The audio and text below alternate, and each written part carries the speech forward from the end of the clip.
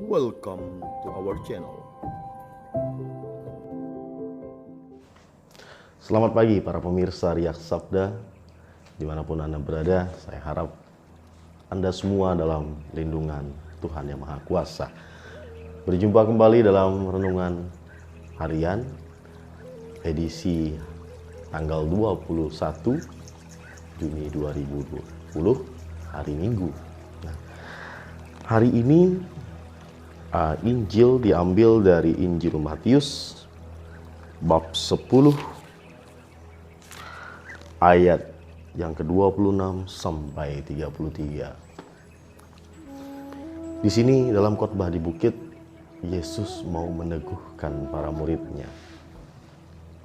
Dia mengatakan bahwa jangan takut kepada orang yang bisa menyiksa tubuh tapi tidak bisa membunuh jiwa. Dan juga ia mengatakan di sini, katakan, apa yang kukatakan kepadamu di dalam gelap, katakanlah di dalam terang. Apa yang kubisikkan ke dalam telingamu, katakanlah di atap rumah.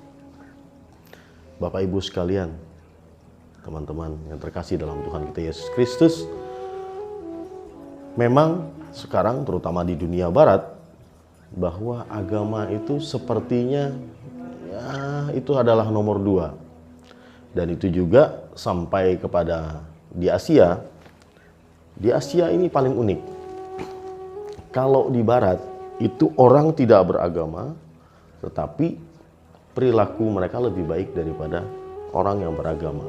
Nah, sedangkan di Indonesia, karena Indonesia termasuk Asia, perilaku orang di Indonesia hampir semuanya beragama. Cek KTP-nya, semua pasti punya agama. Tetapi perilakunya lebih parah daripada orang yang tidak beragama.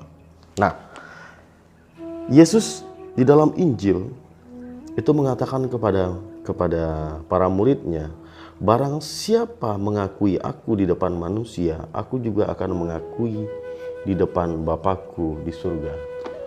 Nah, ini maksudnya seperti apa?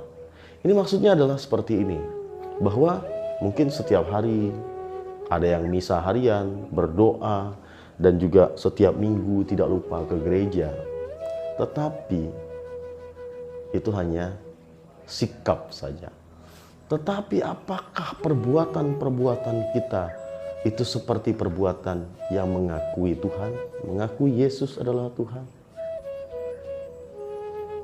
Atau hanya itu ucapan di mulut saja? Atau hanya ritual saja supaya dipuji orang, supaya kita dilihat, wow, dia orangnya saleh, suci. Nah, saya contohkan saya ini.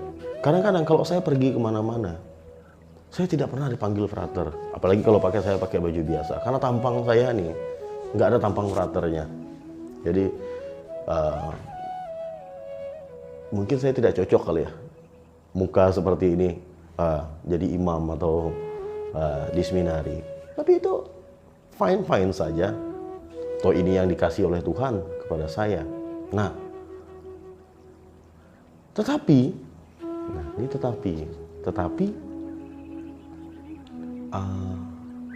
saya memilih jalan ini. Jalan ini yang saya ikuti, jalan ini yang saya percayai bahwa Tuhan memanggil saya di jalan ini. Dan saya tanggung jawab. Saya tahu saya orang yang gak mampu. Apakah misalnya teman-teman saya tanya, apakah mampu kamu tidak menikah, atau misalnya banyak lihat cewek-cewek cantik, ya. Saya katakan kepada mereka, terus terang saya nggak mampu, terus terang saya nggak kuat. Tetapi karena Tuhan yang panggil saya, biarkan Tuhan yang menguatkan saya. Dan itu yang saya pegang. Dan puji Tuhan sudah 8 tahun saya di seminari, ya walaupun dengan jatuh bangunnya saya masih di sini. Saya masih tetap pada panggilan saya. Nah, teman-teman sekalian, apakah kehidupan agama kita atau kehidupan beragama kita hanya sekedar label saja? Atau hanya sekedar ritual saja? Kehidupan beragama seharusnya, teman-teman, seharusnya adalah kehidupan yang mendarah daging di dalam diri kita.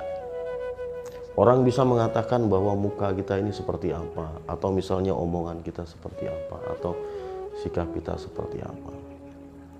Tetapi yang Tuhan katakan adalah di mana kita mengakui Yesus adalah Tuhan, adalah dari sikap kita yang mengasihi. Orang boleh mengatakan kita cuek, orang boleh mengatakan kita tidak peduli, tetapi Tuhan yang mengetahui hal yang tersembunyi. Nah, itu yang terpenting. Karena apa?